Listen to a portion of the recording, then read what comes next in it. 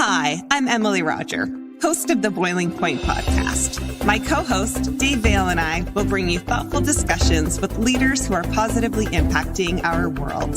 This is The Boiling Point, where leadership and inspiration meet.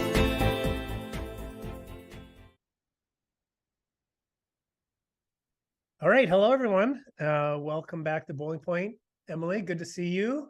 Nice to see you, Dave. Where do we start? We're going to introduce. I'm going to introduce someone in a few moments. It's kind of and he comes from a part of the world that I'm very fond of, Saskatchewan. And he's a fascinating guy. And just before we got started, I had a chance to see a buddy who happened to be at his place, who I haven't seen for a long, long time, and a very good close friend of mine when I lived in Saskatchewan for a time, and we played hockey together. So I'm feeling very nostalgic right now. Nice. Well, what had you in Saskatchewan? Was that for hockey? Well, yeah, kind of, but it was my parents getting me out of the Yukon because I was 15, and I was having some challenges, and I'm sorry, I got the microphone. Is it working? Okay. Yeah. So I was having the challenge. They sent me away to a school called Notre Dame, and Notre Dame is this kind of little town, in this little town called Wilcox, Saskatchewan. And you're there, and there's really not a lot to do but play hockey and play other sports. And I was there for 3 years, and you make some, great friendships. And Kurt Kleisinger, who has been a former guest on here on the Boiling Point a long time ago, was one of those really close friends. And anyways, we were just texting a few months ago, and he said, you got to meet Ed. And so we're going to bring Ed on right now. We're going to get him to introduce himself, and we have a tight time, and it's been a challenge because he's, like you, Emily, traveling the globe and doing all these amazing things. But we did finally find some time to connect with him. So Ed, are you able to take off your mute and turn on your camera? There he is. How's that look? Hello, Ed. Great to see you, Dave. Great to see you, Emily. Yeah, likewise, Ed. That was fun to see. You and Dave and Kurt just kind of go down memory lane there for a few minutes, and then Kurt asking us if we were recording. And he got a little nervous, right? Yeah. Wait a minute, who else is listening to this conversation? Exactly. Yeah. So Ed, for our listeners, we always get our guests to introduce themselves. So I'd love to have you introduce yourself the best you can, because you got an impressive bio, my friend. It's pretty long. So yeah, let's how do you introduce yourself? Well, I'll give you the Coles Notes version. It's a real privilege to be here on air with you both on the podcast. And again, I've heard a lot of really interesting things about how you've reached out and the service you've provided and the insight you've provided to a lot of people who will take the time to listen in. And whoever might be listening to this, you're hearing from somebody who's had a life of fortune and privilege.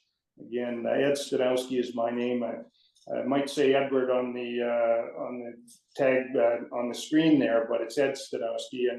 And again, fortune and privilege. I was fortunate to have played 4 years of junior hockey in the Canadian Hockey League with the Regina Pats out in Saskatchewan, and win a Memorial Cup in 1974 with a great, great hockey club. The sports the folks who know sports and write about it and report on it said that 1974 Memorial Cup hockey team was one of the great teams in junior history. We had Clark Gillies, who went on to win 4 Stanley Cups with the Islanders, and Dennis Sobchuk, who played 15 years. We had a lot of real good leaders and a great close team together there.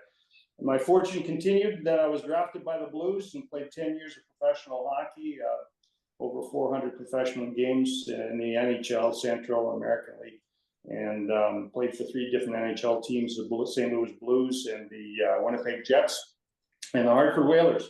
The big takeaway there is that 2 of those teams went under, but I say that tongue in cheek.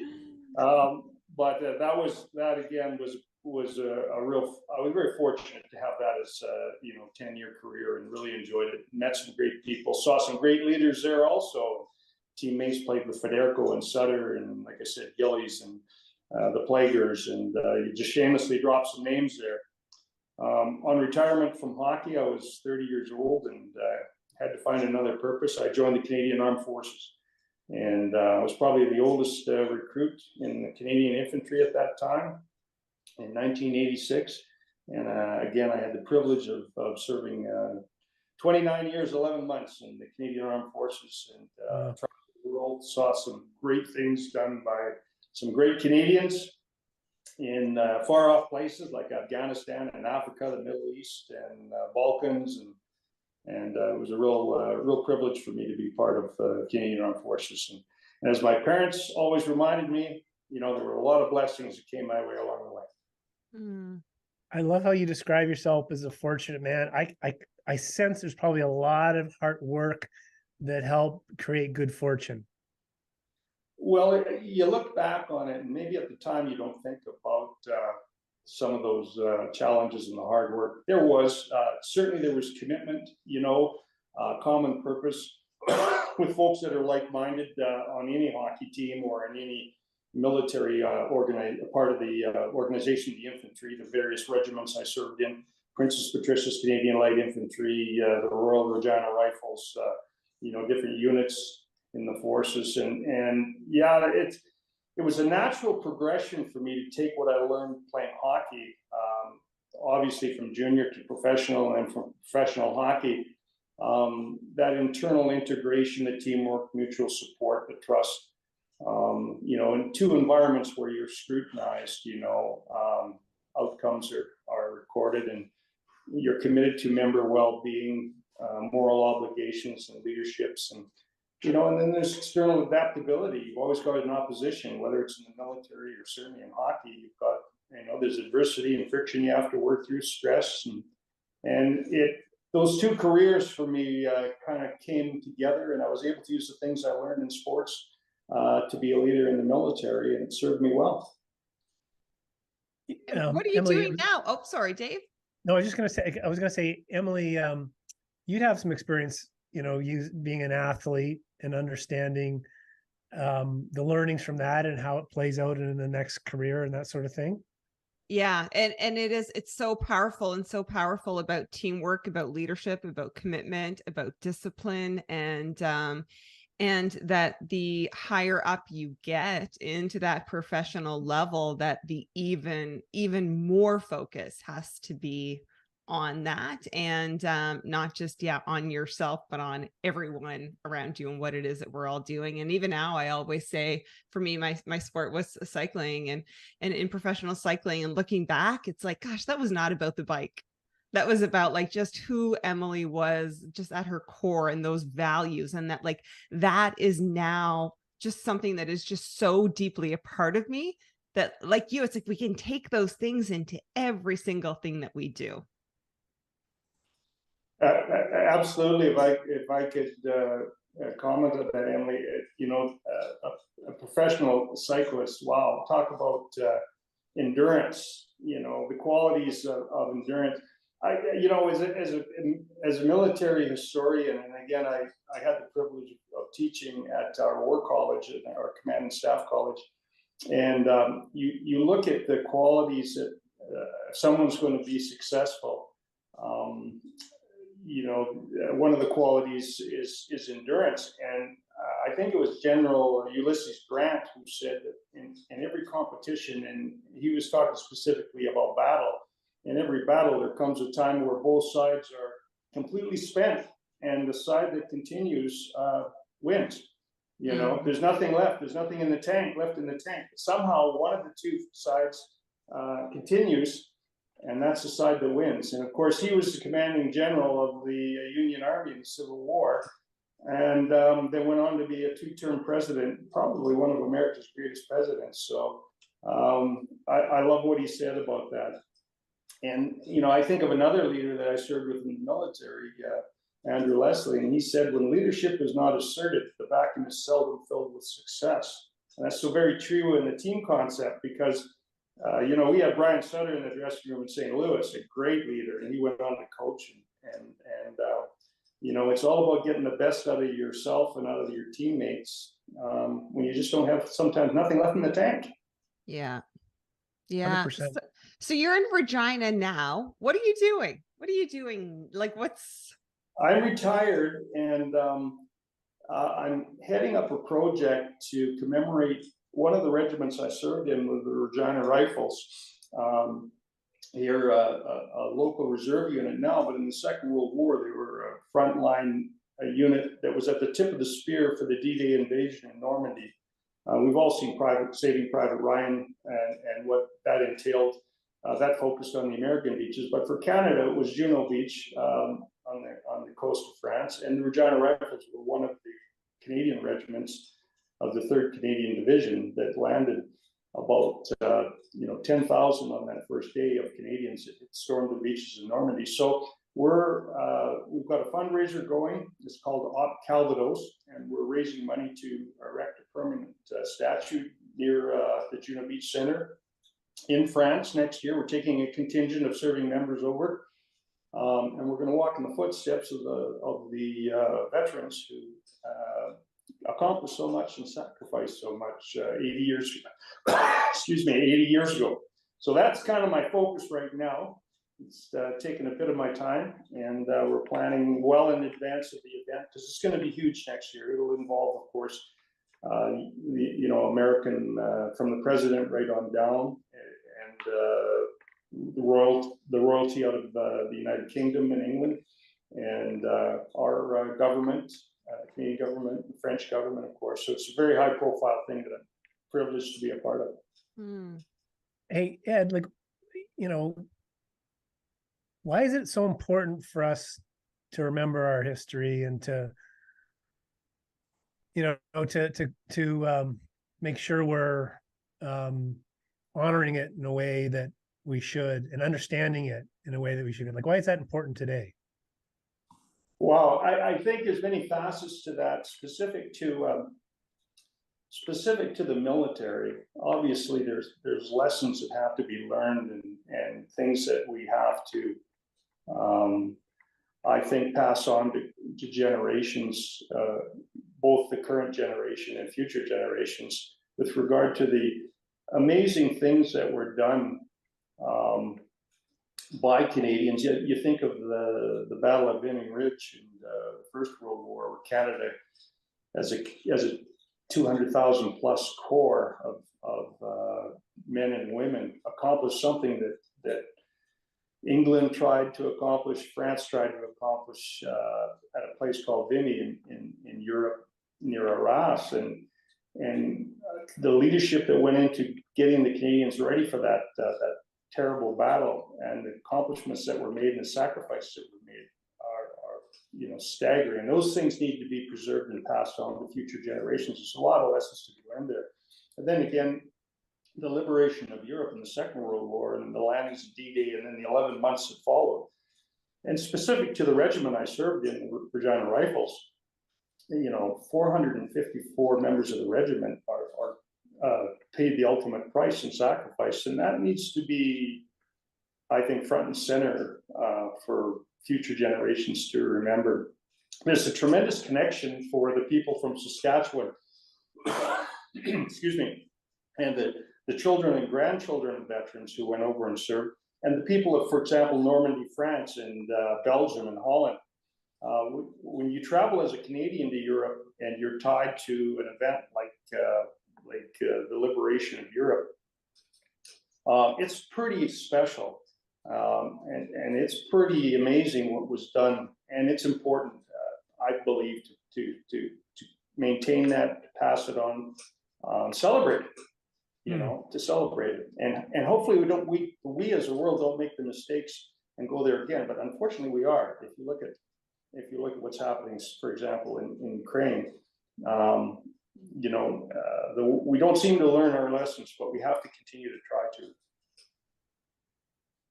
You speak about leadership and how, you were led by so many great leaders. And I'm curious of just even the term leadership, what does that mean to you? Well, again, I think underpinning anything well, first off, leadership, a lot of people think it's only about looking after or directing or achieving something with the people beneath you. And I think that's it's important, obviously, that's a bit of a misnomer. Leadership goes certainly to the people you're responsible for. You need to, exemplify and give them leadership, but you also have to show leadership to the people, your peers. It might be teammates in a dressing room, it could be fellow members of your platoon or company or battalion, regiment, whatever you want. But it's also showing leadership to those that you answer to. You're showing leadership when you understand the purpose that you've been given and what it is you are to do and how you're going to accomplish. A good leader knows to do the right thing at the right time for the right reason. And that's important laterally to the people that you may not be responsible for directly, but certainly to get the job done, you're responsible to them. And so they say the people who are below you and the people that are above you. And I'm of the opinion that true leadership begins with knowing yourself. The first person you have to be a leader of is your own fears and your own purpose and your own accountability and your ethos and the purpose that you have. So that to me, it's, I'm sorry, Emily, that may sound like a bit of a long answer, but no. It is important that we start by looking to ourselves and then looking in the four directions that leadership has to be exercised. And then there's other qualities and characteristics that come out of it. Alexander the Great said, I'm not afraid of an army of lions led by a sheep. I'm afraid of an army of sheep led by a lion. Leadership is so very important. But imagine an army of lions being led by a lion. And those are the people those are the kind of organizations that move the markers in industry. Those are the kind of organizations that win battles and wars and win Memorial Cups and Stanley Cups, in my opinion. Yeah, I love that you speaking on that the leadership is about knowing yourself and to be a leader of yourself. And I'm curious, like even in your time of transitioning from ending your hockey career to then going into the Canadian Armed Forces, what was, if you don't mind speaking to it, what was your decision? What was your reason for wanting to even go that route? Well, I'm a first generation Canadian. My parents immigrated to Canada from Europe after the Second World War. My father had served in the Polish Armed Forces in the Second World War. My mother served as a nurse during the war. That was how they met, by the way. My father was wounded and mom treated him. And they'll probably make a movie about it someday in Hollywood if the way these things go. But after the war ended, they immigrated to Canada. Mom and dad were both fluent in German and Polish, but they didn't speak English. So they had to learn English. They had to start out with nothing in Canada and basically raised myself, my two brothers, and my sister here on the prairies. My sister was born in a refugee camp in England, where they spent 18 months before they came to Canada. So there's a lot about giving back to Canada that is important to me and relevant to me because of what happened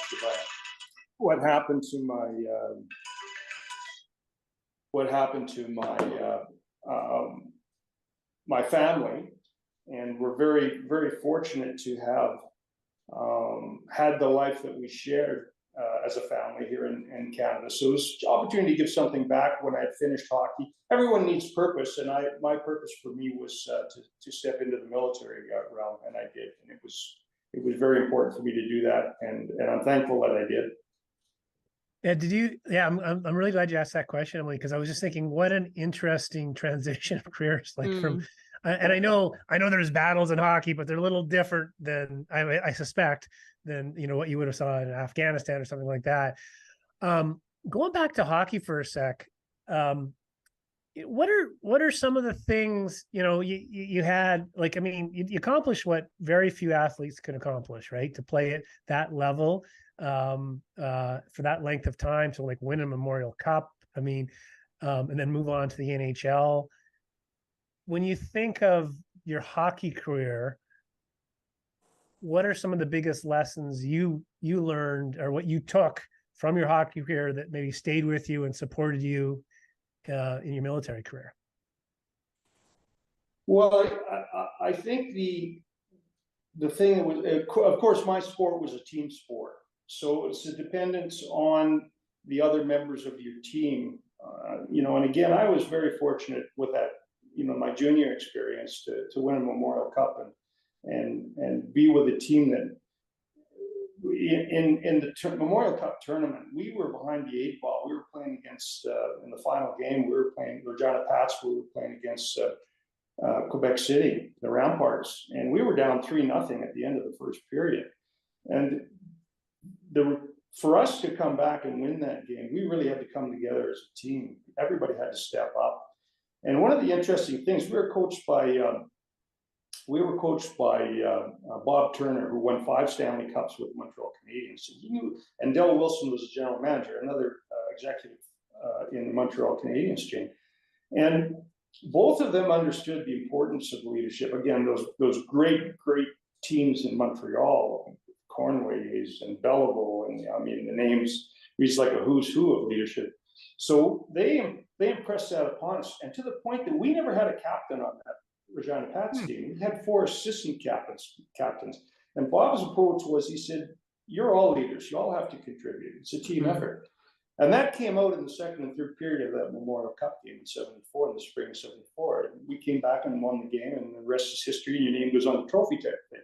Other players on the team, I'm not sure the exact number. I think out of the 18 players on the team, I think 14 or 15 of them ended up playing professional hockey at different levels. And then all came back to the communities where they're from and left marks on the community as firemen and policemen and military folks and all kinds of things.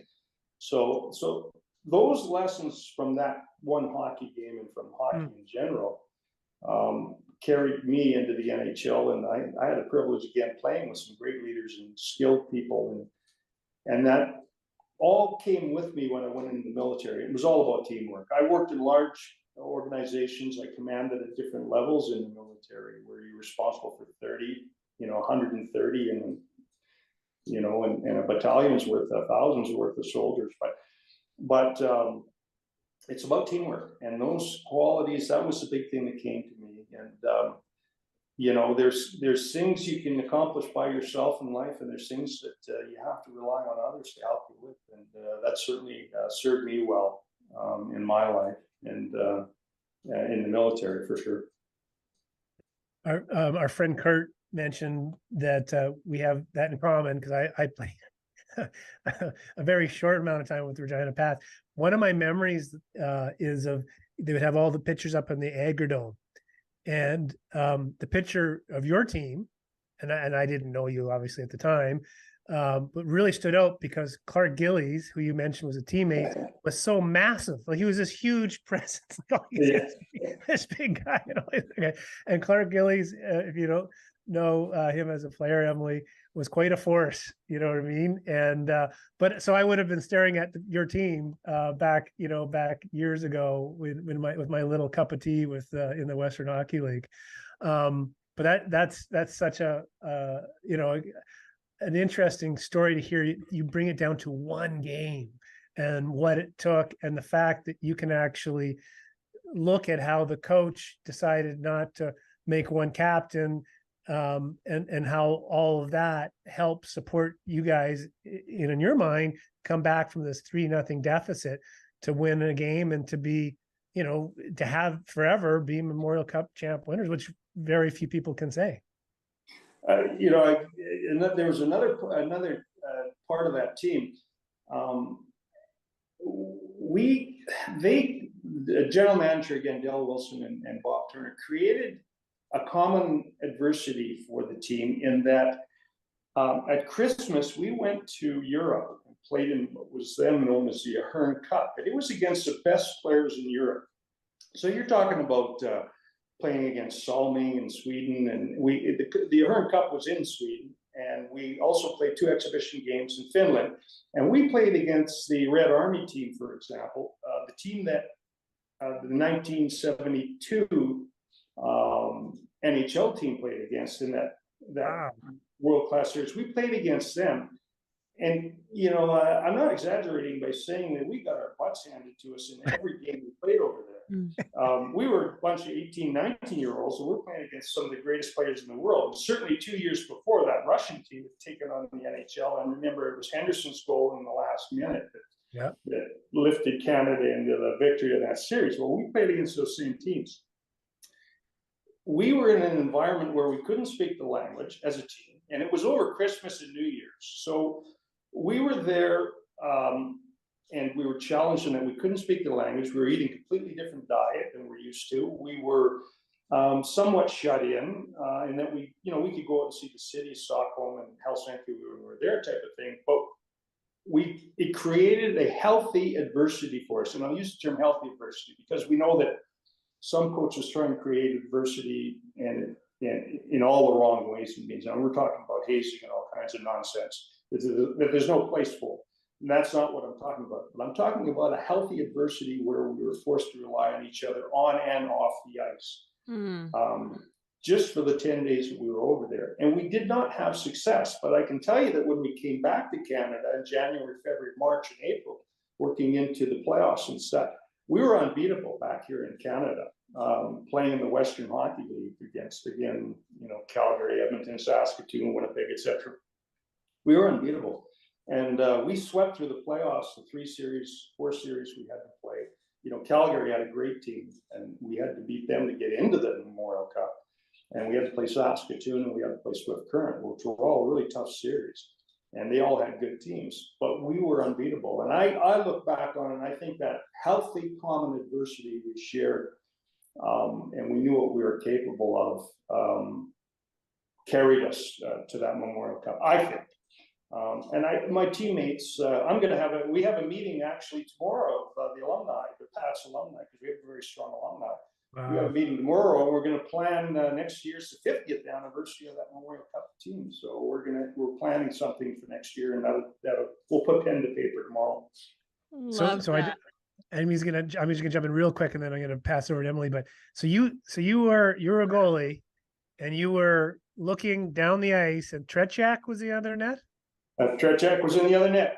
Oh my gosh! So Yakashev, Karmelov, Yakashev, all the big guns were out there, and it was, and I was 18 years old at the time. Oh my gosh! And I got a lesson in what it is to play your angles and not be caught out of position. I can tell you that. I bet that is wow! What a wild story. Emily, I know you're gonna. I just had to comment on that because that's something that I've never heard before. Yeah, what really stood out to me, Ed, was you speaking about the coach who did not just assign one captain, but 4 assistants. And you said how you were all leaders. And just recently, I had a conversation with someone who he was speaking about his business, and he's like all of these things around just like leadership positions. And that there's certain people that are just leaders, and that there's certain people that and it's like just this reminder that leadership is not a position. It's not just something that you're put into. It's the way of being and that action, and that we are all called to be it. And when we can take that and see ourselves as leaders and know that we are leaders, then that is when incredible things can happen amongst the team. Oh, absolutely. Emily, you're right on the mark there. Leaders have initiative. They seek and accept responsibility for themselves and for others. Good leaders in the military, they can plan and prioritize and make timely decisions, and they're consistent. What they do when people are looking at them, and what they do when they're not being looked at, are the same thing. They have that purpose, that ethos, and integrity that's just and when you have the fortune to be in the presence of a good leader, it affects you. It just like when you got a bad leader, and it happens. But I think we've all probably been around someone. It might be a family member, or it might be a coach, or it might be a peer, or another player, or whatever, where we say, I want to be that kind of person. And especially, that's what we want to be to the young people that are coming up. the young players in the game, and it's, that you're absolutely right. It's a whole lot more than just being labeled as a leader. I've always said, if you're going to tell people you're a leader and in charge, you're not a leader and you're not in charge. You're going to tell people you're probably not. Yeah. And those people who we kind of look up to, and those leaders and who we look up to. And I always kind of take the time to think and look back on like who I have kind of admired in my life and who I still do. And just what are the characteristics about that person? Yeah. Because those are characteristics that I can build within myself and instill within myself. And that is not necessarily the person per se, but maybe, just all of those qualities and characteristics put together. And, and even just this brief conversation and getting to chat with you a little bit before we came on is that two things. I think that, like, gosh, if I was in a position and I needed somebody to take charge, like, I'm calling Ed. And then it's also like, if I want to have some laughs and have a good time, I feel like Ed is also that person. You're very kind, Emily. You're very kind. There's I guess a part of a good leader is that you have to have a little bit of humility too, and especially in sports. Well, you obviously had great success in your sport, and you can't dislocate your shoulder patting yourself on the back no matter what your sport is. You gotta keep a perspective. A true story I'll share with you. A little over a year, I played my last NHL game in Madison Square Gardens, and it was a little over a year later that I was a private recruit in the Canadian Armed Forces, getting drilled, and it was right out of a Hollywood movie type thing where the 25-year-old sergeant is about 4 inches in front of my face, and he's telling me, we were doing rifle drill, and he says, Staniowski, you're the most uncoordinated thing I've ever seen in my life. And I was going to say to him, oh, you watched me play. But you just keep your mouth shut. You got to remember your place, a little bit of humility, and you press on. And, from those simple beginnings in the military, you move on up through the ranks where you're responsible for, the lives of men and women in a place like Afghanistan or in the Balkans or in Africa or wherever the case may be. And you got to remember where you come from, and you've got to be competent too. That's the other thing. One of the players on our team in that Memorial Cup game, when we were down 3-0, stood up and said, Bob, at the end of the first period, he said to Bob Turner, our coach, he said, he said, I know you're disappointed in us, Bob. We're going to come together. We're going to win this game, and I'm going to score you 3 goals. And he did score 3 goals. He went up and scored 3 goals, and that was leadership. It was one of the guys who had an A on his chest. One of the guys who went on to have a very successful professional career. And that so again, with all the other traits of a leader, you have to have some competence too.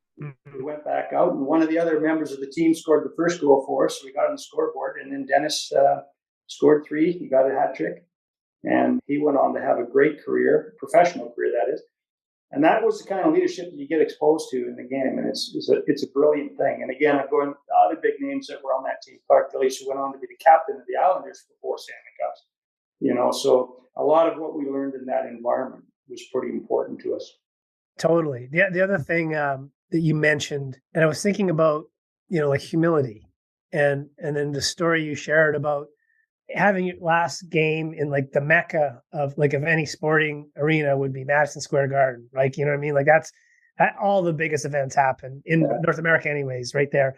And then shortly thereafter, you're in the Army, and rather than walking in with, kind of this 10-year NHL hockey career, you actually had to go through your paces and have people probably talk to you in a way that, you wouldn't be typically talked to an NHL veteran. And I'm just imagining the level of humility you must have had to, I guess, understand or embrace.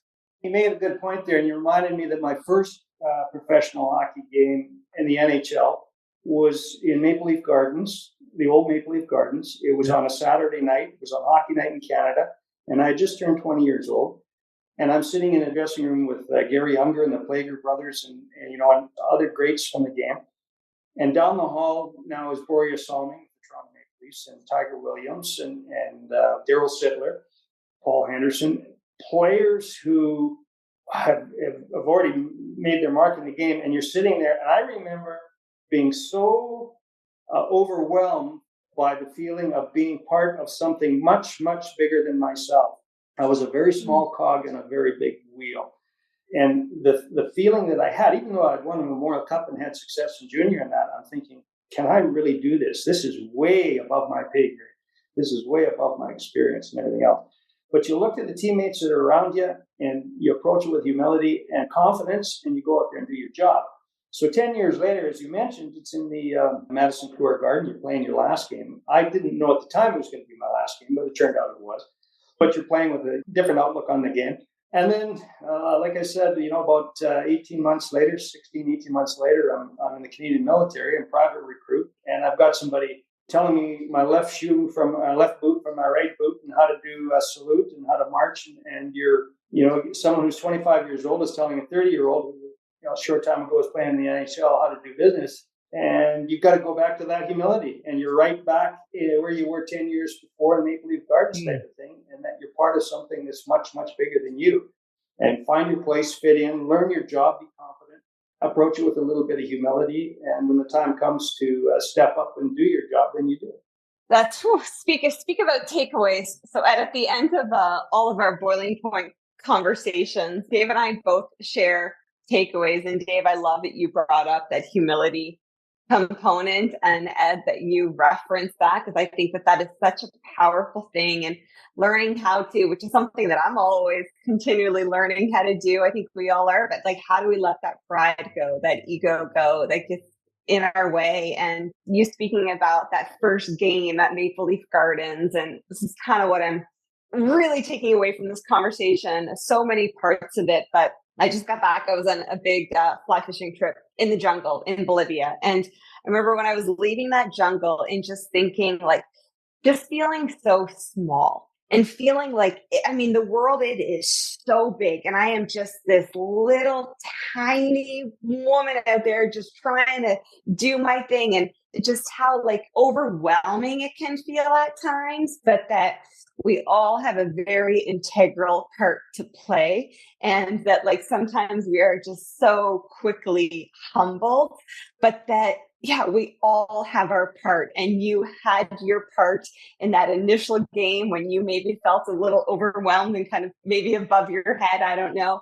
And you had your part when you first stepped into being a private. And when we can keep putting ourselves into those situations, and then it's a constant thing, but that it's all being built upon to something so much greater. And the work that you're doing right now it's inspiring. I'm very fascinated by you, very intrigued by you, very grateful to have been a part of this conversation and get to learn from you about just what it means to be a leader.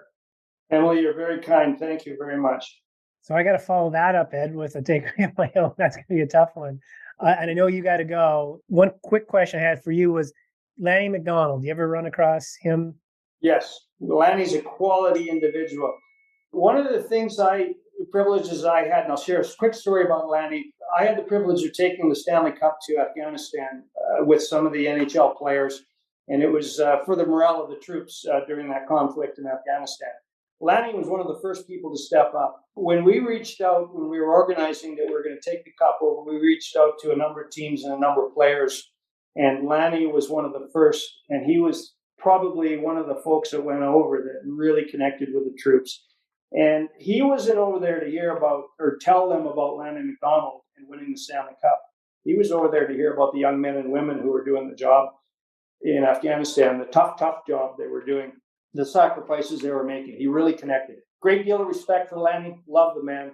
Would do anything for him.